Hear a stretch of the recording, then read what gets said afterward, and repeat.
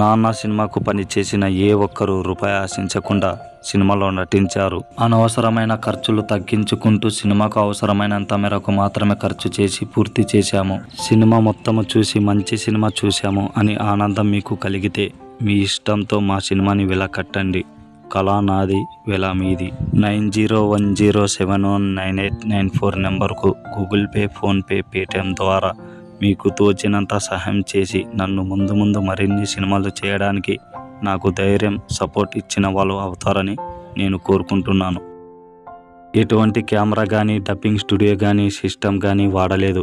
ఈ నాన్న చిత్రం మొత్తం వీడియో ఎడిటింగ్, డబ్బింగ్ ఒక మొబైల్లోనే చేశాము. ఈ నాన్న చిత్రం చివరి వరకు చూసే ప్రయత్నం చేయండి. కళ నాది, వెల మీది. నా కళకు మీరు వెల కట్టండి. 9010719894 నెంబర్కు గూగుల్ పే, ఫోన్పే, పేటిఎం ద్వారా మీకు తోచినంత సహాయం చేసి నన్ను మరింత ముందుకు వెళ్ళడానికి ధైర్యం చేకూరుస్తారని నేను కోరుకుంటున్నాను.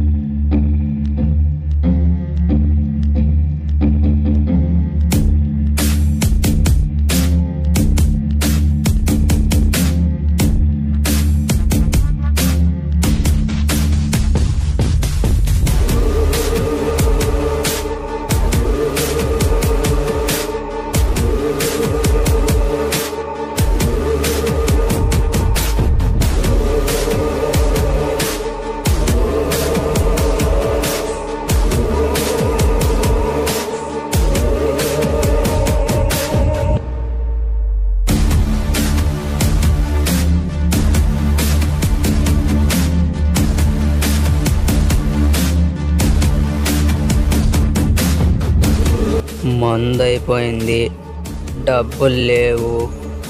మందు తెచ్చుకున్నాలే, డబ్బులు లేవు. తాగి జీవితం నాశనం చేసుకుంటున్నావు. తాగేది మానేసుకో. డబ్బులు ఇస్తావా, ఇవ్వవా? లేవురా డబ్బులు. ఇప్పుడు ఇస్తావా, ఇవ్వవా? లేవురా డబ్బులు. ఇప్పటికైనా డబ్బులు ఇస్తావా లేదా? ఇస్తావా లేదా?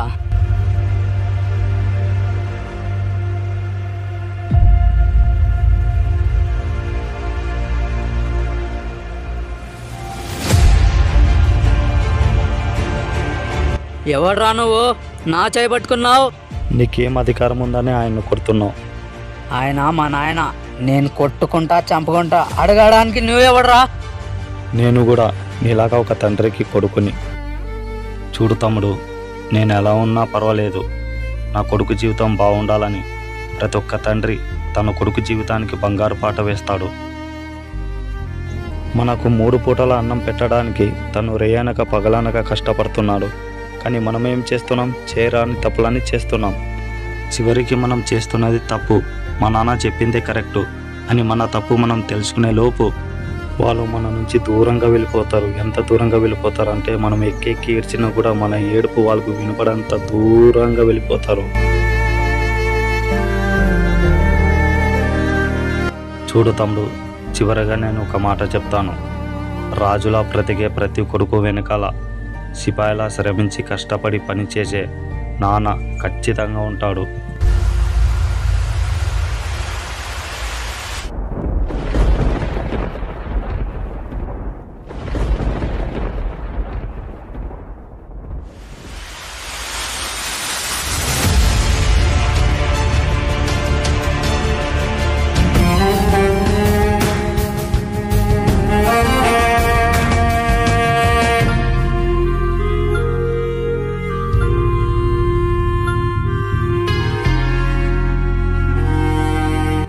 ఏంటి తమ్ముడు, సూర్యులా బగబగ మండుతున్న నీవు చంద్రుల్లా చల్లబడిపోయావు. ఏమిటోనా, అసలు నాకే అర్థం కావటం లేదు. అది ఏదో కానీ ఎప్పుడు చూసినా మా నాన్న కళ్ళల్లో కన్నీళ్ళు చూసేవాడిని. అలాంటిది ఫస్ట్ టైం నా కళ్ళల్లో నీళ్ళు వస్తున్నాయి.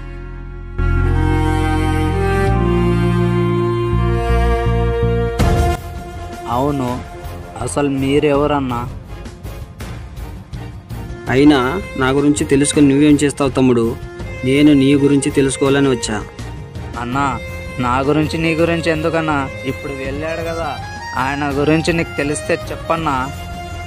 చూడు తమ్ముడు, ఆయన గురించి తెలుసుకోవాలంటే చెప్పడానికి నాకు, వినడానికి నీకు, మన ఇద్దరికి టైం సరిపోదు. అన్నా, ఎంత టైం అన్నా పర్లేదు, ఆయన గురించి నువ్వు చెప్పాలి. ఈరోజు నేను వినాలి. సరే తమ్ముడు, నువ్వు ఇంతలా అడుగుతున్నావు కాబట్టి నా టైం వేస్ట్ అయినా పర్లేదు, నీకోసమైనా చెప్తాను. ఆయన పేరు వంశీ. వాళ్ళది ఒక స్వచ్ఛమైన పల్లెటూరు.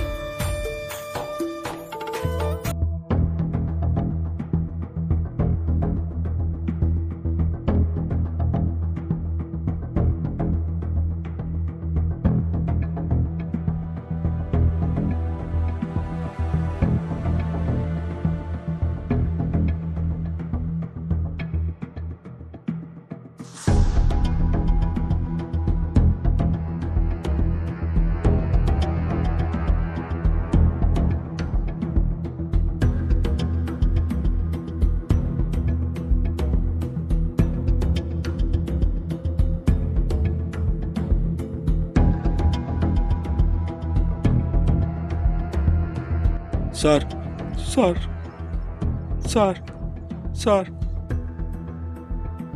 ఇప్పుడు మీరు చెప్పేది ఏమీ లేదు, మేమేమి వినేదేం లేదు. అన్నా ఒక్క నిమిషం ఆగన్నా. ఏంటి తమ్ముడు? అన్నా, ఆయన కథ నువ్వు చెప్తున్నావు, అందులో నువ్వు ఎందుకున్నావన్నా? అసలు నువ్వు ఎవరన్నా? ఆయన కథలో నువ్వు ఎందుకున్నావు? లేదు. సార్ సార్ సార్ సార్ ఒక్క అవకాశం ఇవ్వండి సార్, ఒక్క అవకాశం ఇవ్వండి సార్. మీకు ఇచ్చిన గడువు పూర్తయిపోయింది. మీరేం చెప్పినా మేము వినాం. సార్ సార్ సార్ ఒక్క మాట ముందు చెప్పింటే నేను అక్కడే వచ్చేవాడిని కదా సార్. ఏ పెద్ద మనిషి, నీకు చెప్తే అర్థం కావట్లేదా? పక్కకు తప్పుకో.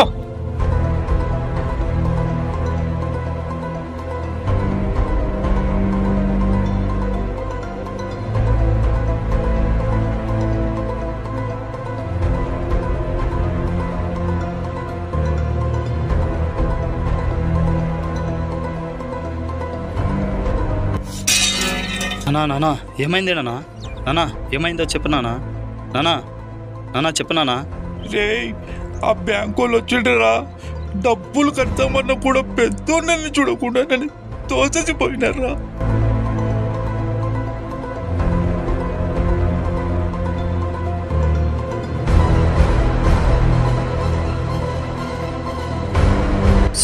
సార్ క్షమించండి సార్, తప్పైపోయింది సార్, ఒక్క అవకాశం ఇవ్వండి సార్. రేయ్, బ్యాంక్లో తీసుకున్న డబ్బులు కట్టే చేతగానే బ్రతుకులరా మేవి. అలాంటిది ఆఫీసర్ని నా కలరే పట్టుకుంటావా? తప్పైపోయింది సార్, ఒక్క అవకాశం ఏంటి సార్. రేయ్, ఏమన్నంటే మేము రైతులం అంటారు, జై జవాన్ జై కిసాన్ అంటారు. మీరు తీసుకున్న లోను కట్టండి అని మేము క్రమశిక్షణతో అడిగితే అదే పొలానికి కొట్టే పురుగుల ముందు తాగి చావడం, మాలాంటి వాళ్ళ మీద కేసులు వేయడం.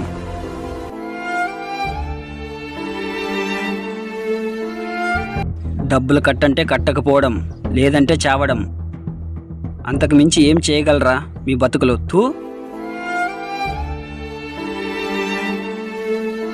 సార్, వీళ్ళతో మాట్లాడండి సార్. ఇక్కడ కనపడొస్తున్న వస్తువులను తీసుకోపోదాం, పదా.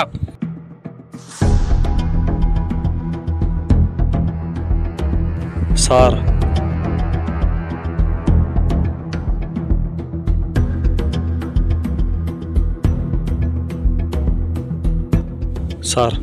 ఒక్క నిమిషం.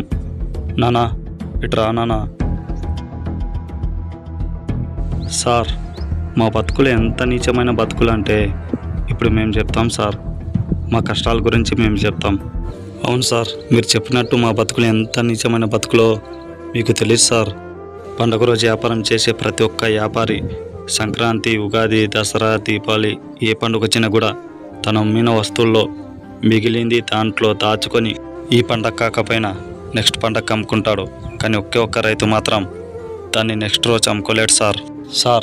12 దాటితే సూర్యుడు నడి నెత్తున పడతాడు, రైతు రోడ్డున పడతాడు. రైతు పండించిన పంట రోడ్డు పక్కన పడుతుంది సార్. తర్వాత మళ్ళీ ఏ పంట వేయాలి? ఇంట్లో పిల్లలు ఎదురు చూస్తుంటారు, వాళ్ళకి ఏం తీసుకువెళ్ళాలి? సార్ మాకు అప్పిచ్చిన వాళ్ళకి అప్పు ఎలా కట్టుకోవాలి, వాళ్ళకి ఏమని సమాధానం చెప్పుకోవాలి అని తనలో తను కుమిలిపోతూ బాధపడుతూ ఇంటికి వెళ్ళిపోతాడు సార్. అంత నీచమైన బతుకులు సార్ మావి.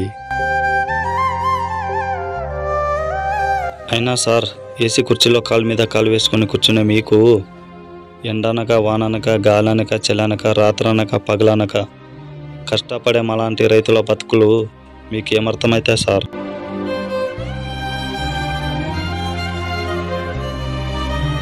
అయినా ఇందాకేదో ఒక మాట అన్నారు కదా సార్, మీరు పొలానికి కొట్టే మందు తాగి చనిపోయే బ్రతుకులరా మీవి అని.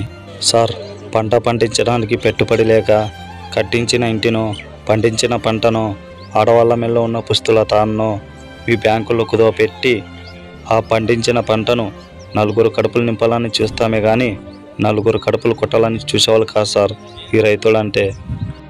సార్ టైంకి వర్షాలు పడక పంటలు చేతికి రాక, ఒకవేళ వర్షాలు పడి పంటలు చేతికి వచ్చిన ఆ పంటలకు గిట్టుబాటు ధరలు లేక ఆ రైతులు పడే బాధ, ఆ నరకం ఎలా ఉంటుందో మీకు తెలుసా సార్? అప్పుడు వాళ్ళ చేతిలో ఉన్నది మంచినీటి గ్లాసా లేదా పురుగుల మందా అని తెలియక తాగి ప్రాణాలు వదిలేస్తున్నారు సార్ మాలాంటి రైతులు.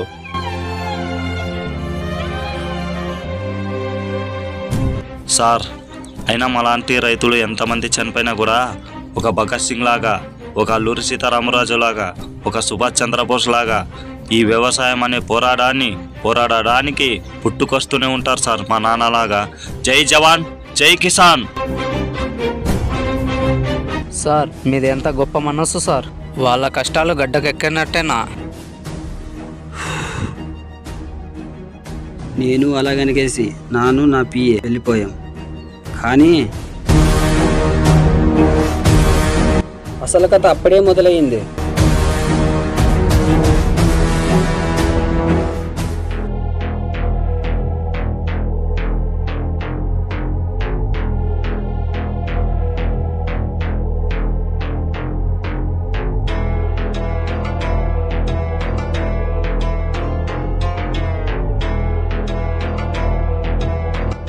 వాడు డబ్బులు ఇవ్వమంటే ఇవ్వడం లేదన్నా. రేయ్, నేను మిమ్మల్ని పెట్టుకునేది ఎందుకో? రేయ్, ఏ సమస్య అయినా నా వరకు రాకుండా చూసుకునే బాధ్యత మీదే.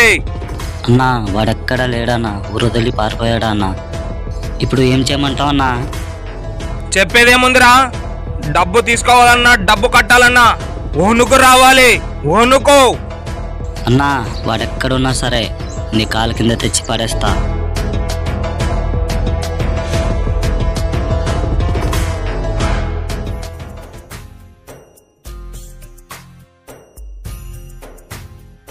నా పేరు గిరి, నేనొక బైక్ మెకానిక్.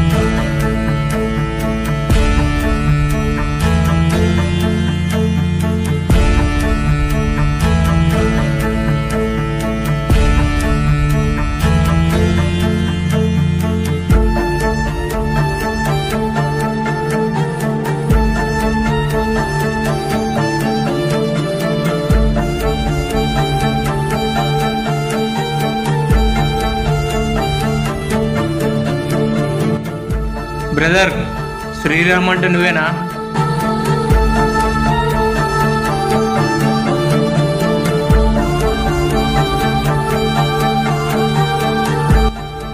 అవును సార్, శ్రీరామ్ అంటే నేనే.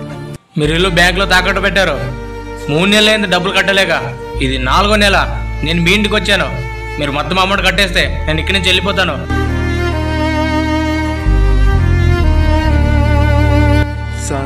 సార్ 3 అవకాశాలు ఇచ్చారు కదా సార్, దయచేసి ఇది ఒక్క అవకాశం ఇవ్వండి సార్. ఎలాగైనా మీ డబ్బులు కట్టేస్తాను సార్, ప్లీజ్ సార్.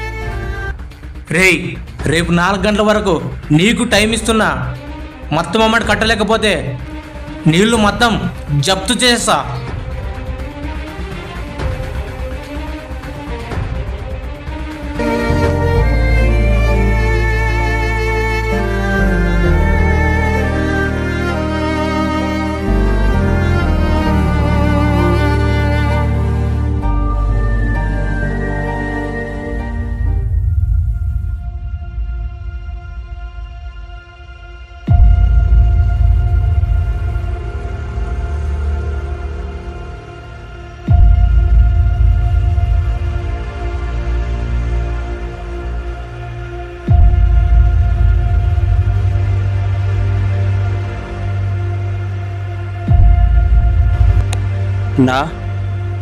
అన్నా అన్నా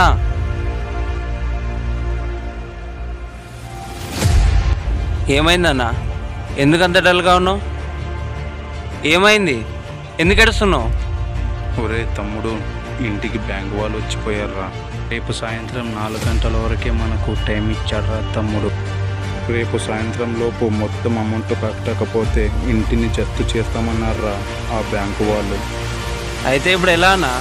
ఏం చేయాలనుకుంటున్నావు? అదేరా తమ్ముడు, ఏం చేయాలో అస్సలు అర్థం కావడం లేదు. ఒరే తమ్ముడు, నీకు ఒక విషయం చెప్తే ఏమనుకోవద్దురా. చెప్పన్నా. మీ ఓనర్ దగ్గరికి వెళ్ళి 2 లక్షలు అప్పుగా అడుగుతావా?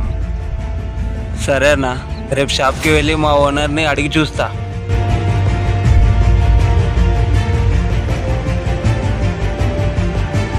అన్నా, నువ్వు దాని గురించి ఎక్కువ ఆలోచించొద్దు. రేపు ఎలాగైనా సరే డబ్బు నేను తీసుకొస్తా.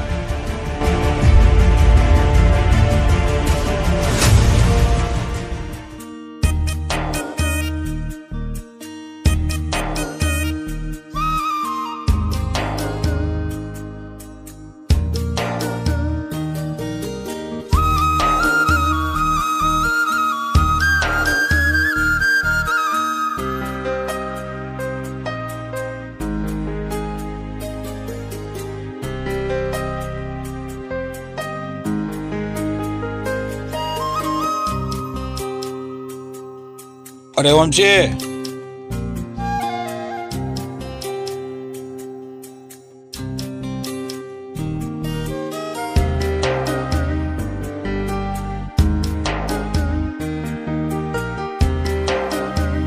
రే వంశీ, జీవితంలో ఏదైనా సరే ఇష్టపడితేనే నచ్చుతుంది, కష్టపడితేనే తక్కుతుంది, నిలబెట్టుకుంటేనే మిగులుతుంది. ఏది వదులుకోవాలో ఏది పట్టుకోవాలో అనేదే నీ జీవితం. నువ్వు వేసే ప్రతి అడుగులను ఆధారపడి ఉంటుంది.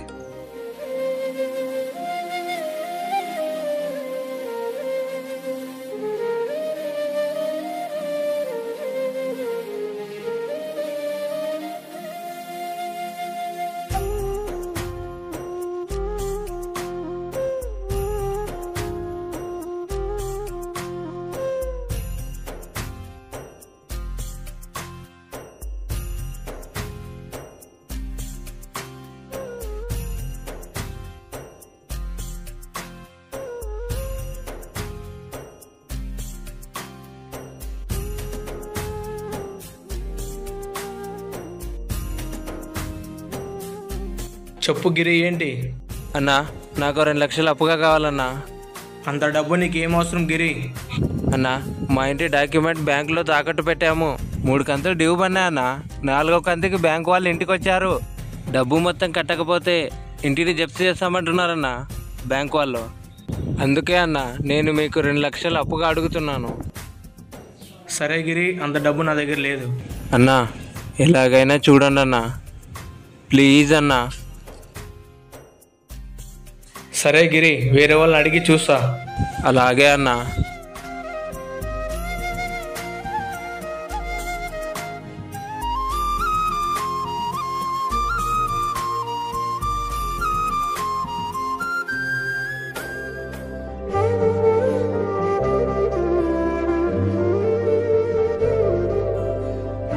మీ ఓనర్ని అడిగావారా? డబ్బులు ఇచ్చాడారా?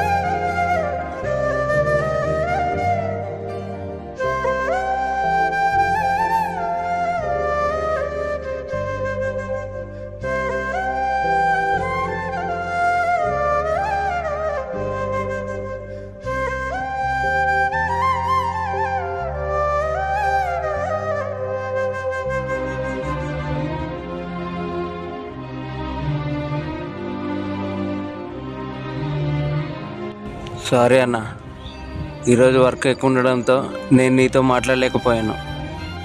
పర్లేదురా తమ్ముడు, డబ్బులు తెచ్చావారా? అన్న, మా ఓనర్ని అడిగాను, 2 రోజుల తర్వాత ఇస్తానన్నాడు. నిన్ను ఇబ్బంది పెట్టాలని కాదురా తమ్ముడు, ఆ బ్యాంకు వాళ్ళ ప్రెషర్ నాకు చాలా ఎక్కువైందిరా. సరేరా తమ్ముడు, భోజనం చేద్దాంరా.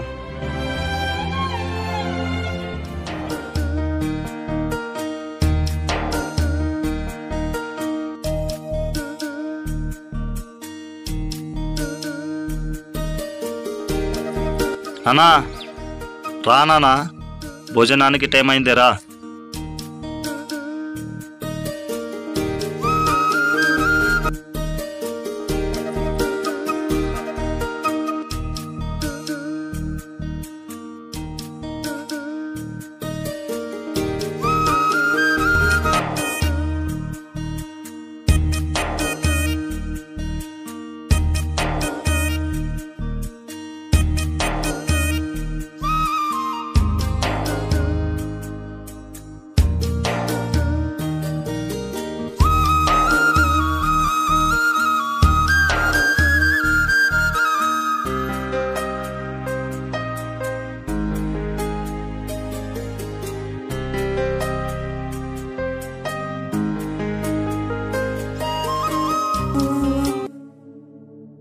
అరే వంశీ, ఎన్ని రోజులైనా నాతో కష్టం చేసుకుంటుంటావురా?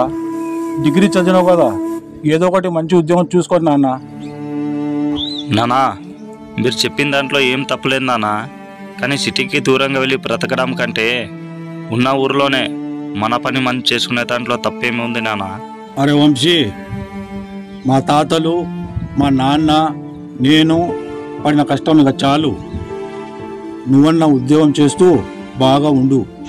నానా, మీరు చెప్పినట్టు సిటీకి దూరంగా వెళ్ళి ఉద్యోగం చేసే కంటే మీరు ఇచ్చిన ఈ ప్రేమ, ఈ ఆప్యాయత ఈ జన్మకి ఇంతే చాలు నాన్న. అరే వంశీ, నీ గురించి కాకపోయినా నీ పిల్లల భవిష్యత్తు గురించి ఆలోచన చేయరా. ఇంతవరకు మేము నష్టపోయింది చాలు, ఇక మీద నువ్వు నష్టపోకూడదనే నీకు సలహా ఇస్తున్నాను. నానా, నా పిల్లల భవిష్యత్తు ఎలా ఉందో రాత రాసి నా భగవంతుడికే తెలుసు. కానీ రైతే ఊరు వదిలి వెళ్ళిపోతే ఈ దేశానికి రైతు అంటేనే ఒక వెన్నెముక్క. అలాంటి రైతే లేకపోతే ఎలా నాన్న? అందుకే నా ప్రాణం ఉన్నంత వరకు ఈ వ్యవసాయం చేస్తూనే ఉంటాను.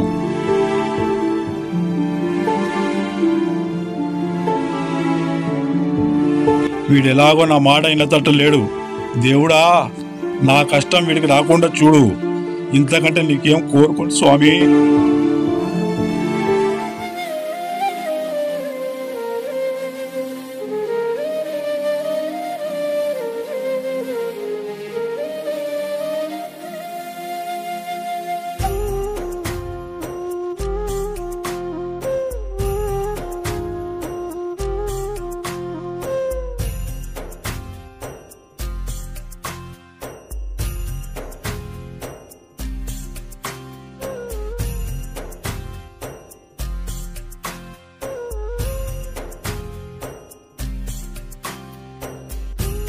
ఏంటి వీరయ్య ఏదో ఆలోచిస్తున్నట్టున్నాడు, వెళ్ళి అడుగుదాం.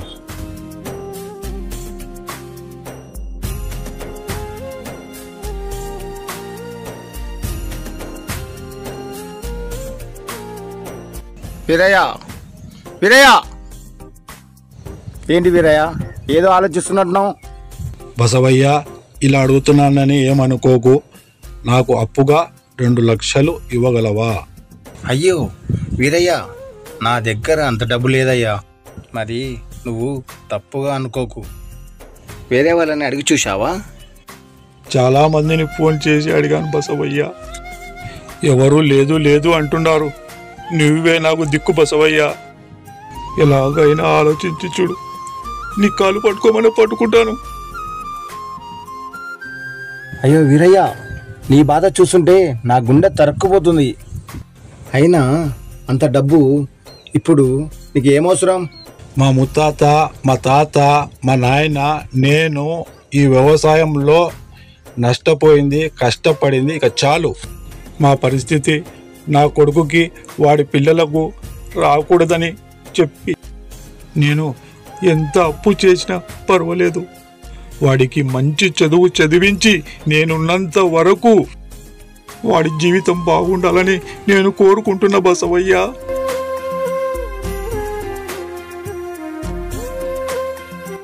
సరే వీరయ్య, నువ్వు ఇంతగా అడుగుతున్నావు కాబట్టి ఒకే ఒక దారి ఉంది. ఆయన పేరు గురునాయక్. ఆయన ఒక వడ్డీ వ్యాపారి. ఆయన దగ్గరికి వెళ్తే నీ పని ఖచ్చితంగా అవుతుంది. బసవయ్య, నా కొడుకు జీవితం నిలబెట్టావు. నీ రుణం ఈ జన్మల తీర్చుకోలేను. వీరయ్య, నువ్వు అనుకున్నంత మంచివాడు కాదు ఆ గురునాయక్.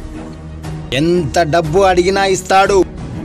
కానీ తాను చెప్పిన టైం కంటే ముందే డబ్బు కట్టేయాలి.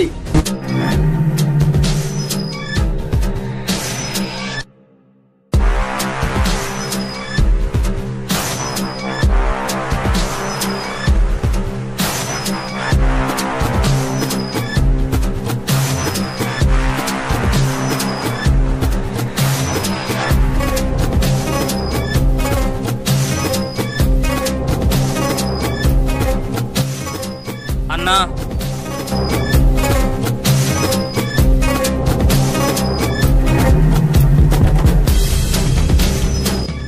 ఏంటి తమ్ముడు ఇలా వచ్చావు?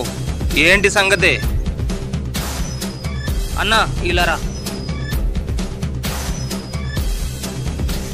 ఎవరు తమ్ముడు ఇతను? అన్న మీరుకి డబ్బు అవసరం ఉంది, మీరు ఇస్తారని మీ దగ్గరికి తీసుకొచ్చాను. తమ్ముడు, మన ఫార్మాలిటీస్ అన్నీ తెలుసు కదా. అన్న మీ గురించి అంతా చెప్పే మీ దగ్గరికి తీసుకొచ్చానన్న. రేయ్, డబ్బిచ్చి పంపించో. రేయ్,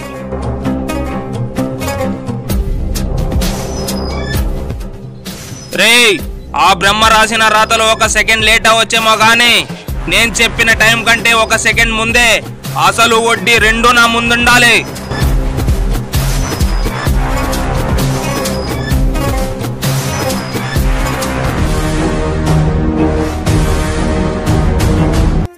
అవును వీరయ్య, నేను అడగడం మర్చిపోయాను. నువ్వు ఇంత కష్టపడి నీ కొడుకు కోసం అప్పు చేసి వాడి జీవితం బాగుపడాలని కోరుకుంటున్నావు కదా, మరి ఈ సంగతి అంతా నీ కొడుకు తెలుసా? బసవయ్య, 2 చేతులు జోడించి నీ కాలు పట్టుకోమని పట్టుకుంటాను. మన ఇద్దరి మధ్య జరిగిన విషయం ఎలాగైనా వాడికి తెలియకూడదు. వాడు తట్టుకోలేడు. నా కొడుకుని గొప్ప స్థాయిలో చూడాలన్నది నా ఆశ. దయచేసి ఈ విషయము వాడితో చెప్పకు బసవయ్యా. సరే, వాడికి చెప్పను, వెళ్దాం పద.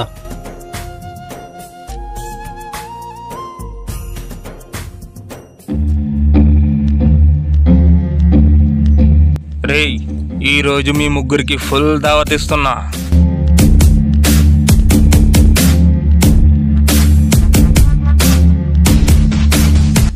ఎంజాయ్ చేయండిరా.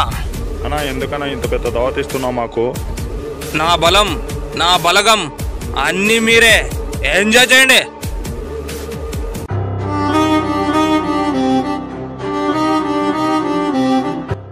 ఏంటి బసవయ్య, ఇక్కడికి వచ్చినావు? ఏంటి పని? అయ్యా, నాకు ఒక 2 లక్షల రూపాయలు అప్పుగా కావాలయ్యా. మీరు ఇస్తారనే ధైర్యంతో, నమ్మకంతోనే నేను మీ ముందుకు వచ్చినానయ్యా. నీ పేరేంటో నాకు తెలియదు. నా పేరు వీరయ్య. ఇక్కడ చూడు వీరయ్య, ఇక్కడ కావాల్సింది నమ్మకం, ధైర్యం కాదు, డబ్బు డబ్బు డబ్బు. అదే డబ్బు నీ దగ్గరుంటే ఇలా నా దగ్గరకు వచ్చి చేతులు కట్టుకుని నిలబడేవాడివా? సరే, నీకు కావాల్సింది 2 లక్షలే కదా, కానీ నేను చెప్పిన టైం కంటే ఒక సెకండ్ ముందే అసలు వడ్డీ 2 నా ముందుండాలి. బసవయ్య, తెలుసు కదా మన గురించి. అలాగే అయ్యా. రేయ్, అన్నా, భైరవ కర్రా, వేరే పని మీద బయటికి వెళ్ళినాడు అన్న. వాళ్ళకి డబ్బిచ్చి పంపించు. సరే అన్న.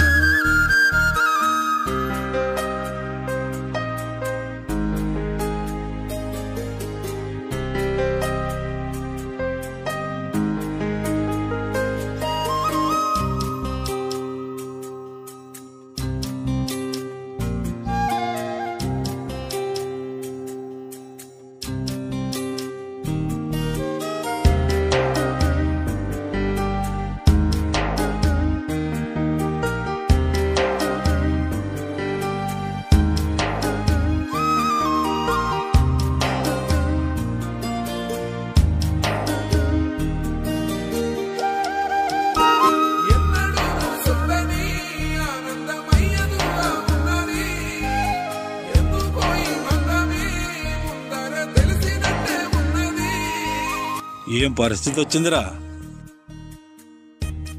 అరే వంశీ, ఇటు రారా.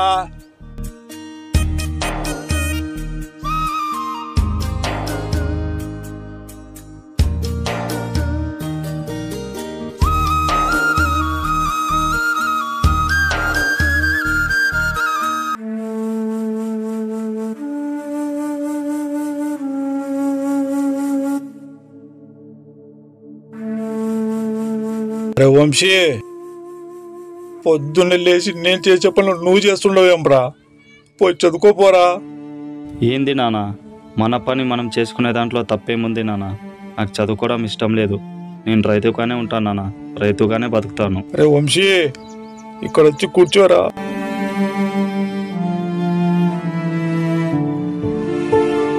అరే వంశీ, నువ్వు హైదరాబాద్కి వెళ్ళి మంచి చదువులు చదువుకొని కలెక్టర్ అవ్వాలన్నదే నా కోరిక.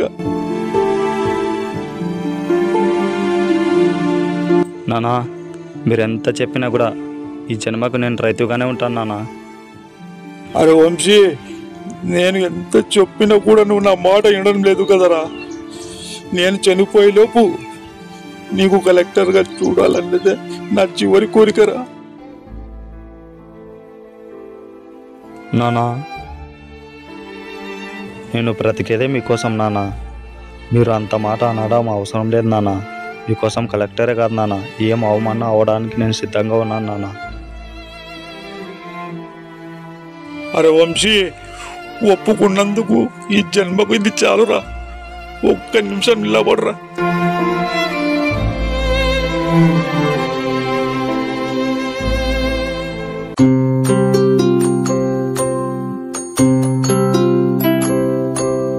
కొత్త బట్టలు తెచ్చాను, వెళ్ళి వేసుకొని రాపో.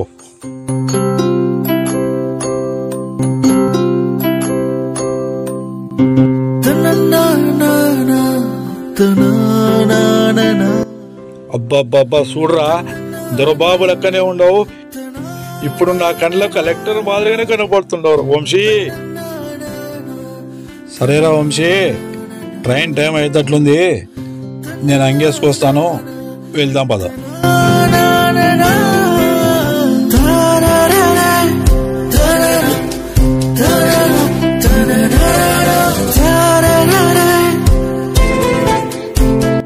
పదరా వంశీ.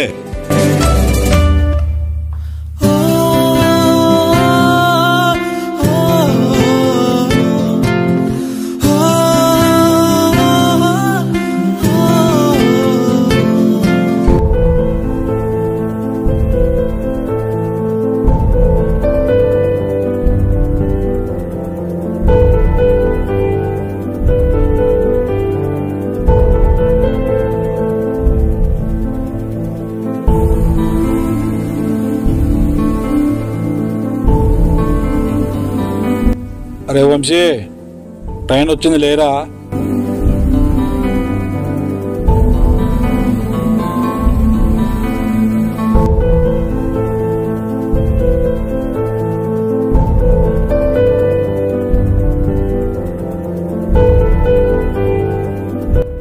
సరే నాన్న, వెళ్ళొస్తా మరి. సరేరా వంశీ, జాగ్రత్తగా వెళ్ళు. నానా, బాయ్ నానా. సరేరా వంశీ, బాయ్. సరే నాన్న, నీ ఆరోగ్యం జాగ్రత్త. వెళ్ళొస్తా, బాయ్.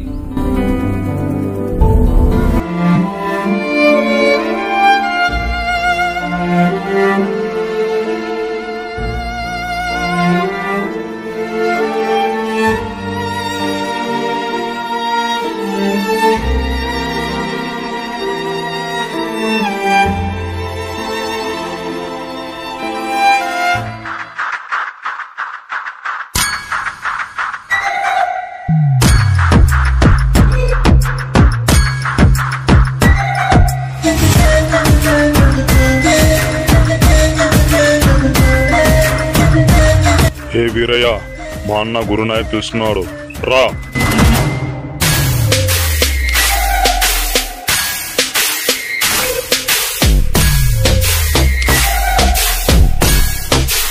ఏంటి వీరయ్య, నేను చెప్పిన టైం ఏంటి, నువ్వు చేసిన పనేంటి? అయ్యా వర్షాలు పడక పంట చేతికి రాక నీకు టయానికి డబ్బు ఇవ్వకపోయినానయ్యా. రే వీరయ్య, నాకు అవని సంబంధం లేదు. మధ్యలో బసవయ్య ఉన్నాడు, వాడిని పట్టుకొచ్చి నీ సంగతి చూస్తా. నువ్వు ఇక్కడి నుంచి వెళ్ళిపో.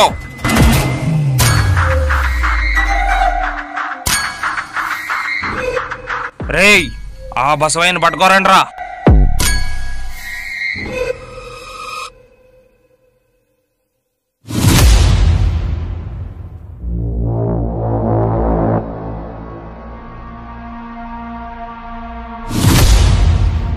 అన్నా లేయన్నా. ఏంట్రా? ఎవరో వచ్చారు.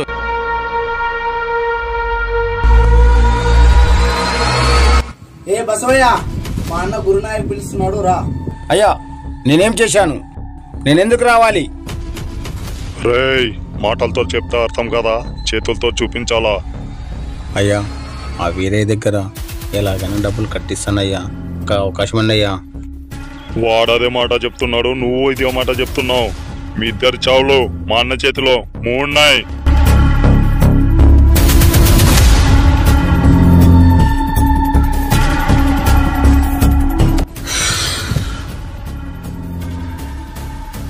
ఇప్పటికైనా గానీ నీకు అరువు వచ్చిందా? రేయ్ నువ్వు కూడా చెప్పేంత టోనేవారా? లేకపోతే ఏంటన్నా, ఆ వీరయ్య చూడు, తన కొడుకుని చదువుకోవడానికి హైదరాబాద్ పంపించినాడు. ఇన్ని రోజుల నుంచి నేను నీ కళ్ళ ముందున్న నా గురించి ఎప్పుడైనా నువ్వు ఆలోచించావన్నా? అనవసరంగా ఆ వీరయ్యకి 2 లక్షలు ఇప్పించినావు. అవే డబ్బులు నాకు ఇప్పించింటే నేను హైదరాబాద్ వెళ్ళి చదువుకొని నేను కలెక్టర్ అయ్యేవాడిని కదన్నా. నా జీవితం పట్టించుకోకుండా ఆ వీరయ్య కొడుకు జీవితాన్ని పట్టించుకుంటున్నావు. ఇప్పుడైనా గాని నీకి బుద్ధి వచ్చిందా లేదన్నా? అయితే ఇప్పుడేం చేద్దాం తమ్ముడు? అయితే రానా, ఆ వీరయ్య దగ్గర పోదాం. దా.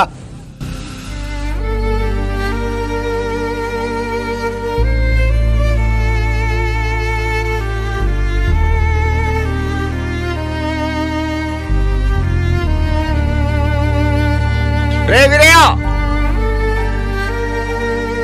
ఏంటి వీరయ్య ఫోన్ చేస్తే ఫోన్ ఎత్తడం లేదు?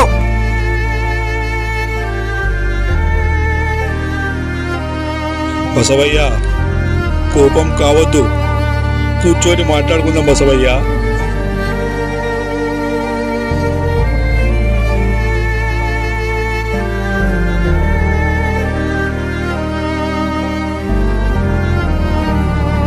కూర్చో బసవయ్య.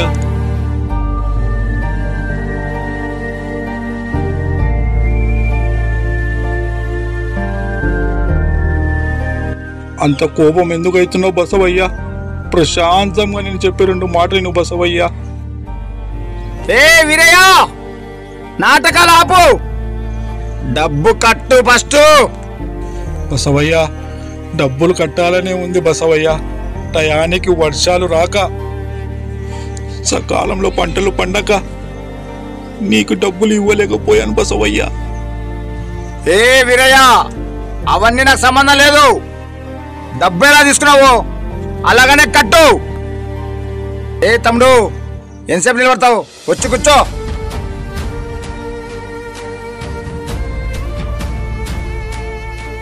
ఏ వీరయ్య, నువ్వు ఫోన్ ఎత్తనందుకే ఆ గురునాయక్ మనుషులు నా ఇంటి దగ్గరకు వచ్చి అల్లరి చేస్తున్నారు. బసవయ్య వాళ్ళు అర్థం చేసుకోరు, అపార్థం చేసుకుంటారనే నిన్ను అడుక్కుంటున్న బసవయ్య. ఒక్క అవకాశం ఇప్పించు బసవయ్య. ఒక్క అవకాశం ఇచ్చినందుకే ఇక్కడ దాకా తీసుకొచ్చినావు. ఇంకొక అవకాశం ఇస్తే నిన్ను కాదు నన్ను చంపేస్తారు. నువ్వే ఇలా అంటే ఎలా బసవయ్య? దయచేసి ఒక్క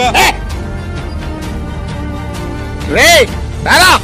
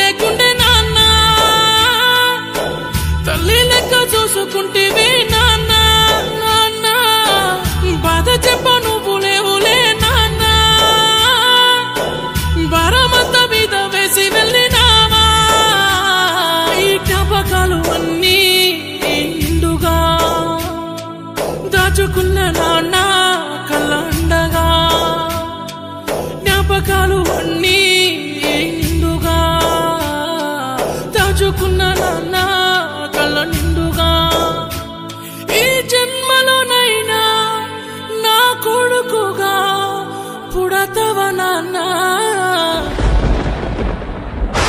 నీ ప్రేమే ఆకాశమే చూస్తున్నా నీ కోసమే ఉడిలో నా ఉయ్యాలనే ఊగాలి నేనేడునే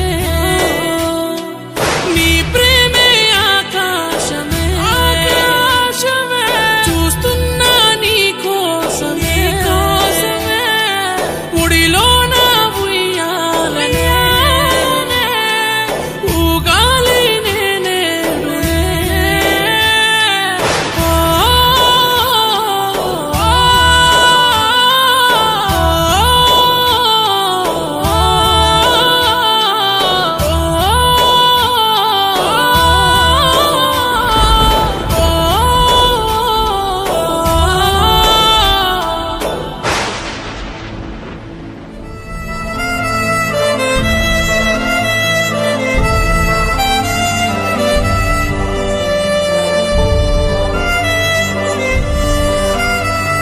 నాన్న నన్ను క్షమించు నాన్న.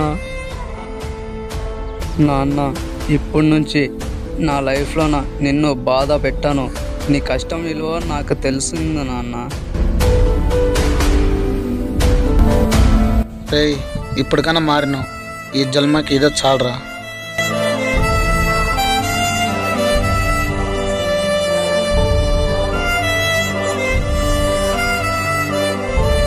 సార్ ఇప్పుడు వంశీ పరిస్థితి ఎలా ఉంది సార్? ఇప్పటిదాకా జరిగింది నాకు తెలిసిందే చెప్పాను. ఇకపై జరగబోయేది ఆ భగవంతుడికే తెలియాలి.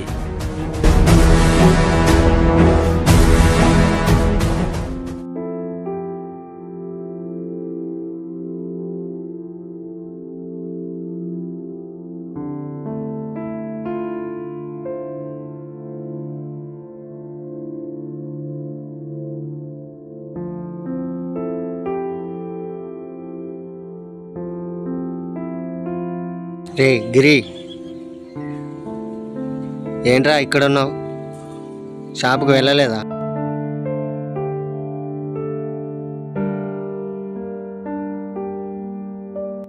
రే గోపి, నేను షాప్కి వెళ్ళడం మానేశాను రా.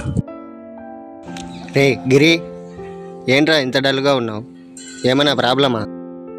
అవునరా గోపి, చాలా పెద్ద ప్రాబ్లంలో ఉన్నా. ఏంట్రా గిరి అంత పెద్ద ప్రాబ్లం? రే గోపి, ఇంటికి బ్యాంకు వాళ్ళు వచ్చారా. రేపు సాయంత్రంలోపు డబ్బు కట్టకపోతే ఇంటిని జప్తు చేస్తామంటున్నారా. రే గోపి, మా అన్న మా ఓనర్ దగ్గరికి వెళ్ళి 2 లక్షలు అప్పుగా అడగమన్నారా. నేను వెళ్ళి అడిగాను. అయితే ఏంట్రా గిరి, మీ ఓనర్ ఇచ్చాడా డబ్బులు? అప్పుడు మా ఓనర్ వెళ్ళి వేరే వాళ్ళని అడిగి చూస్తానన్నాడు రా. అయితే ఎందుకురా మళ్ళీ షాప్కి వెళ్ళడం మానేశావు? మరుసటి రోజు వెళ్ళి మా ఓనర్ని అడిగాను. మా ఓనర్ వేరే వాళ్ళని అడిగాడంట. ఎవరు లేదని అంటున్నారంట గోపి. అయితే ఇప్పుడు ఏం చేయాలనుకుంటున్నావురా? ఇప్పుడు ఏం చేయాలో నాకు అస్సలు అర్థం కావట్లేదు. ఇప్పుడు నాకు చావు తప్ప వేరే దారి లేదురా గోపి. రేయ్, నీకేమైనా పిచ్చి పట్టిందా? చిన్న సమస్యకు చావు దాకా ఎందుకు వెళ్తావురా? ఏం చేయమంటారు నన్ను? ఒక దిక్కు బ్యాంకు వాళ్ళ ప్రెషర్, ఇంకో దిక్కు మా అన్నకు అబద్ధం చెప్పాను. ఇంకెలా బతకమంటారు నన్ను?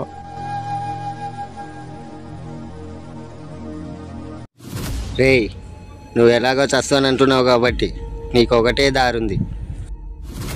ఆయన పేరు గురునాయక్. ఆయన ఎంత డబ్బు అడిగినా ఇస్తాడు, కానీ ఒక్క కండిషన్ ఉంది. ఏంట్రా ఆ కండిషన్? తను చెప్పిన టైం కంటే ముందే అసలు వడ్డీ 2 కట్టేయాలి. సరే అయితే వెళ్దాం పదరా. మరి రేయ్, ఇప్పుడు అక్కడికి వెళ్ళడం మంచిది కాదు. అయితే ఇప్పుడు ఎలారా గోపి? రే గిరి, నువ్వేం టెన్షన్ తీసుకోకు. అన్నతో మాట్లాడి సాయంత్రం లోపు డబ్బు అరేంజ్ చేస్తా. థ్యాంక్స్ రా Gopi, thank you very much.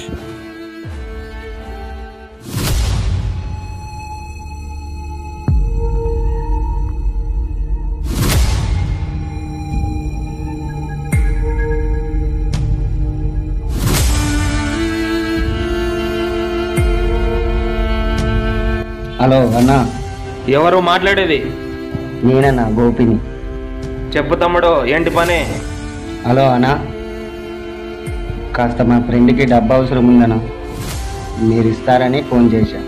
తమ్ముడు, మా ఫార్మాలిటీస్ గురించి అన్నీ చెప్పావు కదా అన్నా. మీ ఫార్మాలిటీస్ అన్నీ చెప్పే మిమ్మల్ని డబ్బు అడుగుతున్నా. తమ్ముడు, నేను చెప్పిన టైం కంటే ముందే అసలు వడ్డీ 2 రావాలి. ఏదైనా తేడా జరిగిందో అన్నా, మీరు చెప్పిన టైం కంటే ముందే అసలు వడ్డీ కట్టించే బాధ్యత నాది. సరే తమ్ముడు, నీ అకౌంట్కి డబ్బులు పంపిస్తా, చూసుకో. ఓకే, థ్యాంక్స్ అన్నా.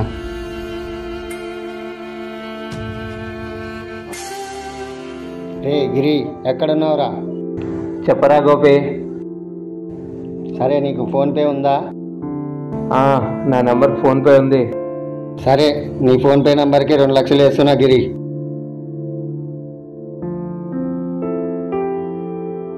డబ్బులు వచ్చినాయిరా గోపి. చాలా థ్యాంక్స్ రా, చాలా thank you very much. Thanks ఏమొద్దు కానీ నీ ప్రాణాలు పోకుండా చూసుకో. సరే మరి, ఉంటా.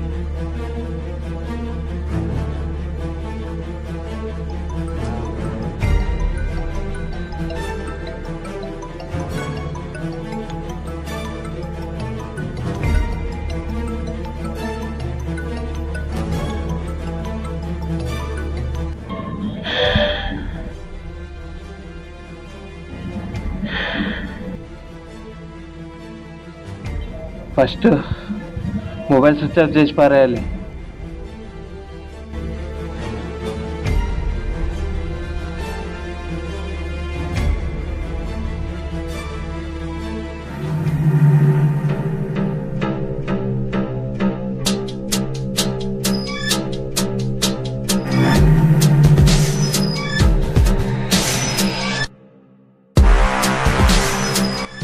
రే గిరి,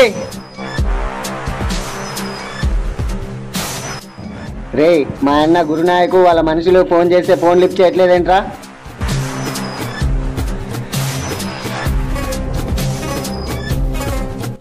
రే, నువ్వు చెప్పిన టైంకే ఇవ్వాలనుకున్నాను రా డబ్బులు, కానీ డబ్బులు అడ్జస్ట్ కాలేదురా గోపి. రే గిరి, నాకు అవన్నీ సంబంధం లేదురా. సాయంత్రం లోపు నువ్వు డబ్బు ఎలాగైనా కట్టాలి, లేకుంటే బాగుండదు.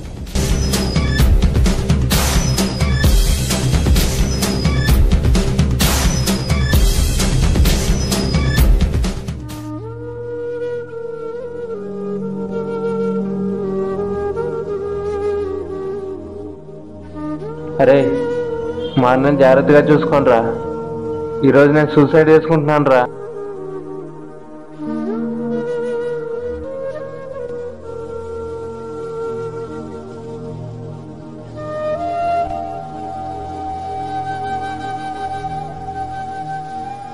తమ్ముడు,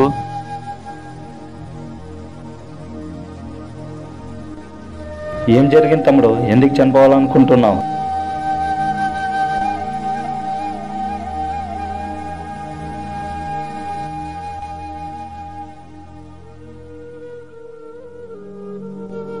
ఇంత చిన్న విషయానికి చనిపోతే ఎలా తమ్ముడు? వాళ్ళ దగ్గర వెళ్ళి మాట్లాడదాంరా, నేను కూడా వస్తా. అన్నా వద్దన్నా, అక్కడికి వెళ్తే వాళ్ళు నన్ను చంపేస్తారన్నా. తమ్ముడు ఇప్పుడు వాళ్ళు ఎక్కడ ఉంటారు చెప్పు, నేను కూడా వస్తా, అక్కడికి వెళ్దాం. అన్నా ఇప్పుడు వాళ్ళు ఎక్కడ ఉంటారంటే వాళ్ళ మామిడి తోటలో ఉంటారన్నా. తమ్ముడు ఏ మనిషి అయినా చెప్తే మారతాడు, వాళ్ళతో నేను మాట్లాడతా, వెళ్దాం పదా. సరే అన్నా.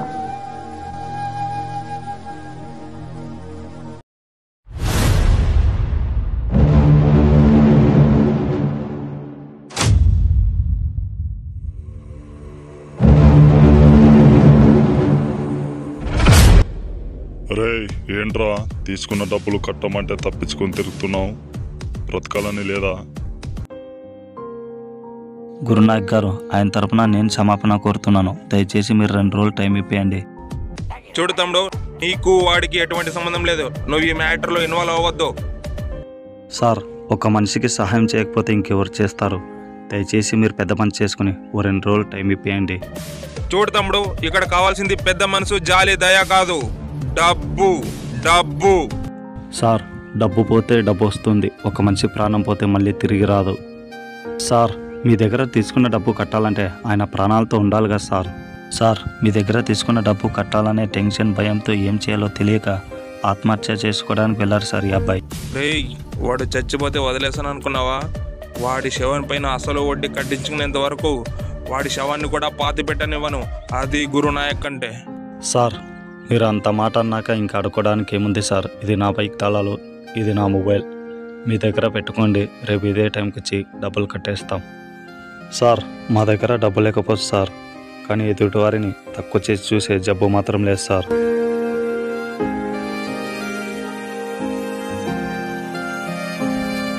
అన్నా, వాడు వీరయ్య కొడుకు.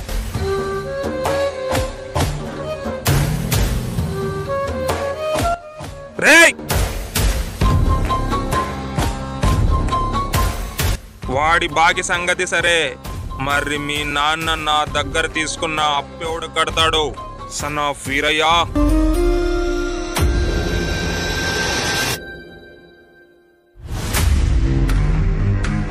తెలుసు గురునాయక్ గారు, మా నాన్న చావుకు కారణం నువ్వే అని తెలుసు. నువ్వు డబ్బు పిచ్చి పట్టిన మృగంలా మారడానికి కారణం నీకు నువ్వే అని నాకు తెలుసు.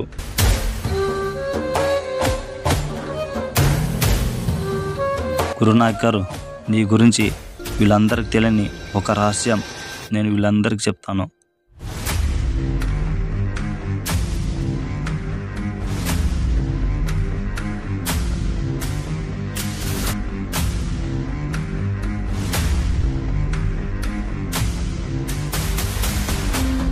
ఇప్పటి వరకు నువ్వు మనిషిలా ఉన్నవాడివి, వాడి మాటలు వినగానే బ్రతికున్న మనుషుల్ని పీక్కు తినే మృగంలా మారిపోయావు.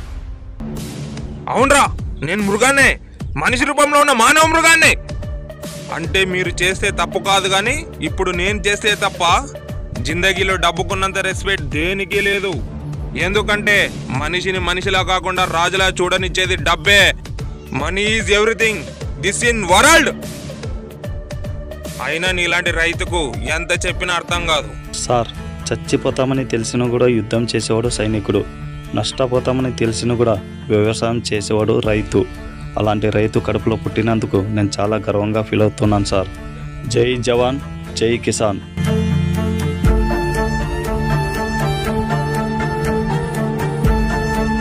సార్, చచ్చాక శవంగా మారే శరీరం, ఎవరికి కనబడని ఆత్మ. సార్, మట్టిలో కలిసిపోయే మాంసపు ముద్ద. మన ఒంట్లో ప్రాణం పోయాక ఒక్క క్షణం కూడా ఇంట్లో ఉంచుకొని బంధాలు. దానికోసమా అబద్ధాలు, మోసాలు, నీతి నియమాలు పక్కన పెట్టడం, పగలు ప్రతీకారాలంటూ సాటి వారిని హింసించి పైశాసిక ఆనందాన్ని పొందడం.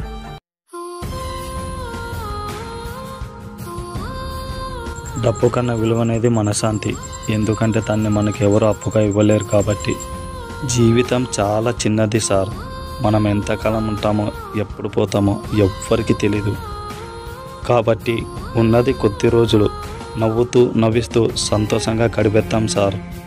గురునాయక్ గారు, ఇప్పటికి నేను చెప్పింది తప్పనిపిస్తే మీరు ఏ శిక్ష వేసినా కూడా స్వీకరించడానికి నేను సిద్ధంగా ఉన్నాను.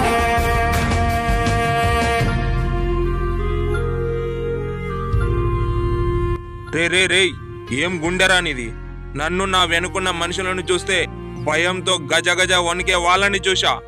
నా ముందు నిలబడలేక ఊరు వదిలి వెళ్ళిపోయిన వాళ్ళని చూసా.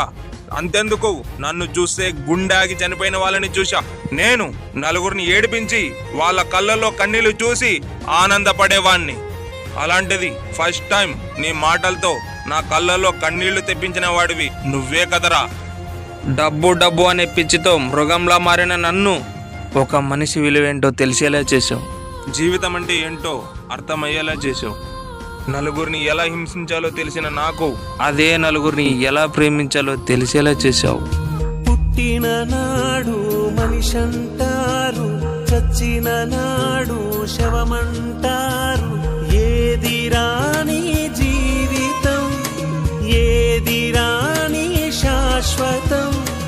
ఉన్నన్ని నాళ్ళు మనిషిగా బ్రతికి పోవడమే